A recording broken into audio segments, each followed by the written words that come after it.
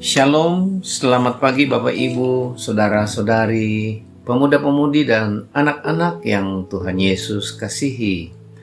Pagi ini Sabtu 26 Oktober 2024, saya dan istri saya, Ibu Mayer Christine Latu Papua, mengajak kita untuk merenungkan firman Tuhan dengan berpedoman kepada pola 4M yang dikeluarkan oleh Sinode Gereja Kristen Oikumene di Indonesia dengan judul menghadapi pengajar sesat, bersedia mengevaluasi diri. Namun sebelum itu kita masuk di dalam doa. Tuhan Yesus, Bapa di dalam sorga, puji syukur dan terima kasih. Kami menikmati sukacita Allah dalam istirahat kami sepanjang malam, dan kami dihantar masuk di hari baru anugerah Tuhan. Sebelum kami melangkahkan kaki kami menjalani aktivitas kami hari ini, kami akan merenungkan firman Tuhan. Tanpa pertolongan Roh Kudus, kami tidak bisa mengerti sabda-Mu. Maka berkati kami Bapa di dalam pimpinan Roh Kudus-Mu di dalam nama Tuhan Yesus. Amin. Sebelum kita mendengarkan dan merenungkan firman Tuhan, marilah kita membaca firman Tuhan menurut 1 Timotius pasalnya yang keempat, ayatnya yang ke-15 sampai 16, yang berbunyi, "Perhatikanlah semuanya itu, hiduplah di dalamnya supaya kemajuanmu nyata kepada semua orang.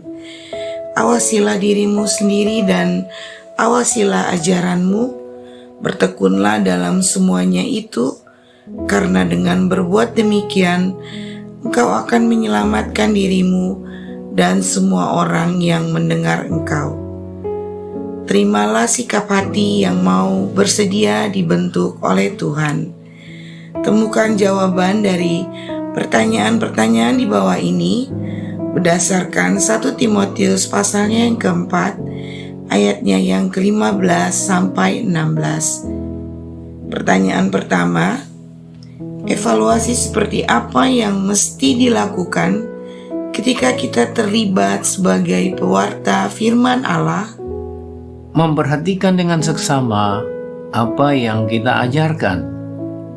Pewarta sendiri harus melakukan apa yang ia ajarkan. Pertanyaan kedua, bagaimana kita menumbuhkan kesadaran evaluasi diri demi kemajuan pelayanan?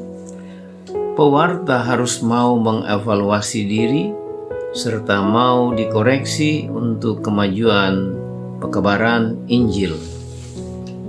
Bapak, Ibu, saudara-saudara, anak-anak yang Tuhan Yesus kasihi, evaluasi adalah sesuatu yang riskan dilakukan. Ada orang atau persekutuan yang senang ketika diadakan evaluasi.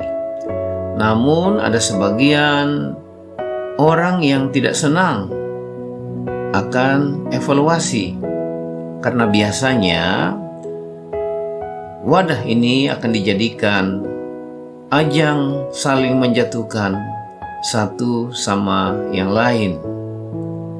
Masih berkaitan dengan renungan kemarin, hari ini Rasul Paulus juga secara khusus memberikan pandangannya terkait evaluasi diri.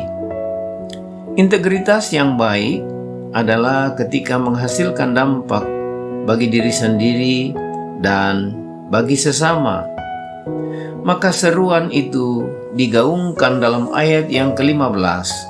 Paulus berharap agar Timotius mampu menghidupi integritas dirinya di hadapan Allah dan sesama demi tercapainya kemajuan dalam pelayanan dan terciptanya konsistensi. Kemudian Paulus menutup pesannya dalam ayat yang ke-16 dengan mengajak Timotius untuk selalu mengevaluasi dirinya dan pelayanannya. Evaluasi diri ini diperlukan agar kita menyadari dengan rendah hati bahwa kita yang bertanggung jawab memberitakan kabar baik. Kita tetaplah manusia yang penuh dengan kelemahan dan dosa, terbatas dalam banyak hal, serta memerlukan perbaikan diri. Apalagi usia Timotius masih sangat belia kala ia melayani di jemaat Efesus saat itu, yakni usia di antara 15 hingga 17 tahun. Paulus menyadari bahwa tidak semua yang dikerjakan, dikatakan, dilakukan oleh anak muda ini selalu benar. Atas dasar kesadaran itulah, Paulus mengingatkan Timotius untuk tidak terjebak pada zona nyaman pelayanan, apalagi merasa diri benar. Melainkan Paulus mengajak Timotius untuk senantiasa mengevaluasi dirinya. Sikap awas terhadap diri sendiri ini merupakan prinsip dasar rohani. Kita akan terjebak pada kesombongan rohani apabila kita tidak secara berkala mengoreksi hidup dan pengajaran yang kita berikan kepada sesama kita. Maka marilah dengan kerelaan hati, mulailah kita bersedia mengoreksi diri kita sendiri, karena musuh utama dalam pelayanan kita bukanlah apa yang ada di luar kita, melainkan apa yang ada di dalam diri kita. Mematikan keangkuhan dalam diri, dan marilah mulai bersedia mengoreksi diri di dalam Allah. Bersedia melibatkan sesama dalam pengembangan karakter dan kemajuan dalam pelayanan kita. Bagikanlah firman Tuhan kemurnian hidup alam melakukan misi Allah pada pagi ini kepada keluarga kita, kepada sesama kita, teman komsel kita, teman sepelayanan kita, ataupun siapapun yang kita temui pada pagi hari ini. Demikianlah renungan hari ini. Tuhan Yesus memberkati. Mari kita tutup di dalam doa. Tuhan Yesus, Bapa di dalam sorga, terima kasih untuk uraian firman Tuhan hari ini. Tuhan Yesus, tolong kami supaya kami juga belajar mengevaluasi diri dalam segala pengajaran kami.